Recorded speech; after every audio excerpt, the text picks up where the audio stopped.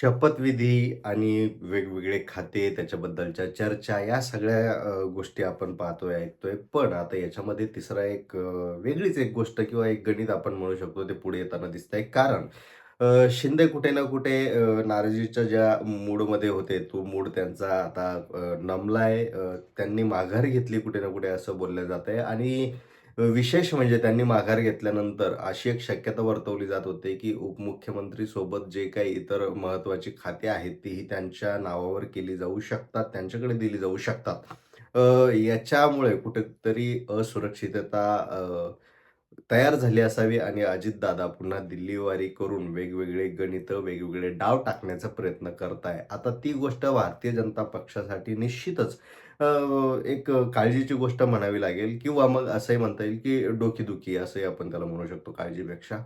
आता तसं संख्याबळ जर पाहायला गेलं तर अजितदादांकडे फार काही मोठी संख्या नाही, की ज्याच्यामुळे भारतीय जनता पक्षाला मोठा फटका बसू शकतो असं समीकरण नाहीये. पण अजितदादा सोबत जर नसतील तर त्यांची कोणीतरी दुसरं समीकरण ॲड केलं जाऊ शकतं का? या संदर्भातही वेगवेगळी गणितं किंवा चाचपणी ज्याला आपण म्हणतो ती भारतीय जनता पक्षाकडून केली जाते. याच्यामध्ये जर आपण गणितं पाहिली तर अजितदादा यांना थोडंसं वेगळं करून म्हणजे अजितदादा सोबत आल्यानंतर शिंदेंचाही एक जो नाराजीचा सूर होता तोही आपण पाहिला किंवा भारतीय जनता पक्षाचे जे काही सर्वसामान्य कार्यकर्ते आहेत त्यांचा एक प्रकारचा नाराजीचा सूर असेल किंवा मग आपण संघाचा विचार केला तर संघामध्ये अजितदादांबद्दलची जी काही भूमिका आहे, या सगळ्या गोष्टींचा जर विचार केला तर अजितदादा यांची सोबत कुठे ना कुठे भारतीय जनता पक्षाला जड जाताना दिसते. पण त्यांची जागा भरून काढण्यासाठी आता वेगळे डाव टाकले जात आहेत आणि या डावामध्ये जयंत पाटील फसणार का? किंवा जयंत पाटीलच हा डाव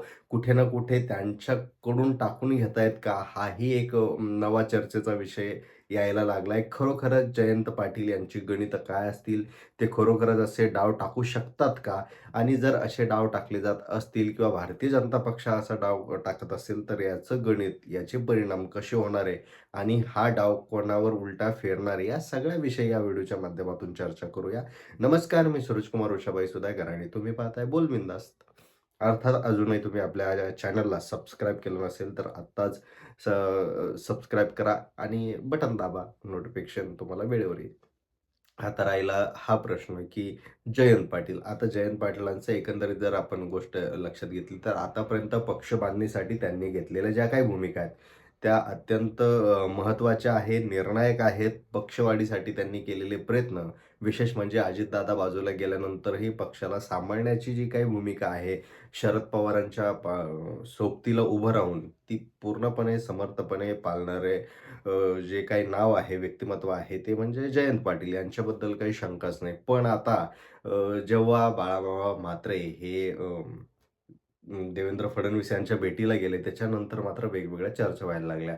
आता फक्त बाळामामा म्हात्रे आहेत का? तर अनेक नावं आपल्यापुढे घेता येऊ शकतील. त्यामुळे समरजित गाडगे असतील, शिंगणे असतील, त्याच्यानंतर ज्योती मेटे आहेत किंवा वेगवेगळे नावं आपण याच्यामध्ये घेऊ शकतो.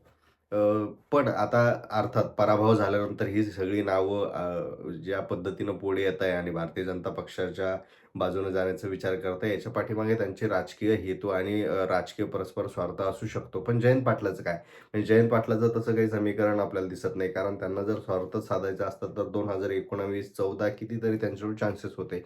पण आताच्या सध्याच्या घडीला जर विचार केला, तर जे काही गट नेतेपद असतील किंवा मग जे काही सध्या महत्त्वाच्या जबाबदाऱ्या मंडळाच्या संदर्भात पक्षाने दिल्या आहेत, त्या कोणाला भेटल्या हे जर आपण पाहिलं, तर ते असे आव्हाड असतील किंवा मग त्याच्यानंतर आपण जर पाहिलं आबांचे सुपुत्र असतील रोहित.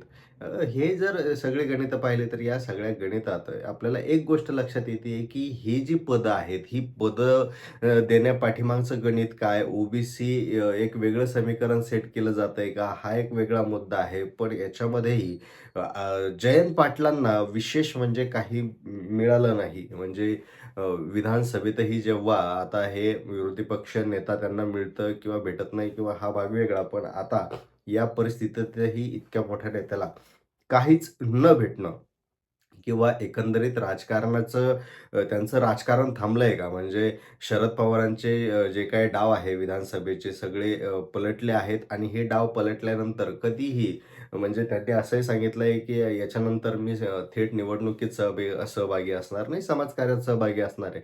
मग त्याच्यानंतरच्या ज्या काही भूमिका येतात म्हणजे रोहित पवार जे आहेत त्यांनी गेल्या वर्षी असं सांगितलं होतं, की भाकरी फिरवण्याची वेळ आली आहे प्रदेशाध्यक्षासंदर्भात ते वक्तव्य होतं असं बोललं जात होतं.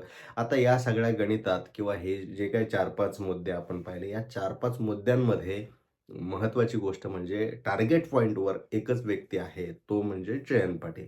आता भारतीय जनता पक्षाच्या माध्यमातून विचार केला तरी जयंत पाटील मुख्य, महत्त्वाचा आणि अनुभवी आणि तितकाच फायदेशीर ठरणारा चेहरा भारतीय जनता पक्षासाठी. अ, दुसरी गोष्ट शिंदेंसाठी फार काही काळजी करण्याची गोष्ट नाही. कारण अजितदादा कोणाचं ऐकणार नाही किंवा अजितदादांचा स्वभाव वेगळा, त्यांची गणितं वेगळी, पक्षाची सगळी संदर्भ वेगळी. त्या उलट जयंत पाटलांना थोडंसं बोलून वगैरे ह्या गोष्टी थोड्याशा सोप्या जाऊ शकतात, मैत्रीपूर्ण संबंध असल्यामुळं. त्याच्यानंतर जर आपण अंतर्गत पक्षातील कलह या 3-4 मुद्द्यांच्या आधारे जयंत पाटील यांना फोडणं आता ह्या स्थितीला गरजेचं आहे, सोपं आहे आणि फायदेशीरही आहे. असा एक गेम प्लॅन भारतीय जनता पक्षाकडून केला जात असावा, अशी चर्चा आहे. पण आता या सगळ्यात जयंत पाटील अडकणार का? कारण त्यांना अडकायचं असतं किंवा सगळी गणितं आपल्या स्वार्थासाठी जर यूज करायची असती, तर कदाचित 1914 किंवा मग त्याच्यानंतर म्हणजे अलीकडच्या काळातही ते सगळं शक्य होऊ शकलं असतं. पण आता हे सगळं पाऊल ते उचलतील का? कारण गेलं ते वेगळं समीकरण होतं आणि येणारं पुढच्या 5 वर्षात ते वेगळं समीकरण असणार आहे. या सगळ्यांमध्ये विशेष म्हणजे त्यांची मुलंही राजकारणात सक्रिय होऊ पाहत आहे. त्यांच्या अनुषंगानेही काही निर्णय त्यांना घ्यावे लागतील असंही बोललं जातंय. आता खरोखरच जयंत पाटील असा निर्णय घेऊ शकतील का? आणि भारतीय जनता पक्ष मुळात असं करू शकते का? याबद्दल तुम्हाला काय वाटतं? कमेंट करून नक्की सांगा आणि सबस्क्राईब केलं नसेल तर आत्ता सबस्क्राईब करा. धन्यवाद.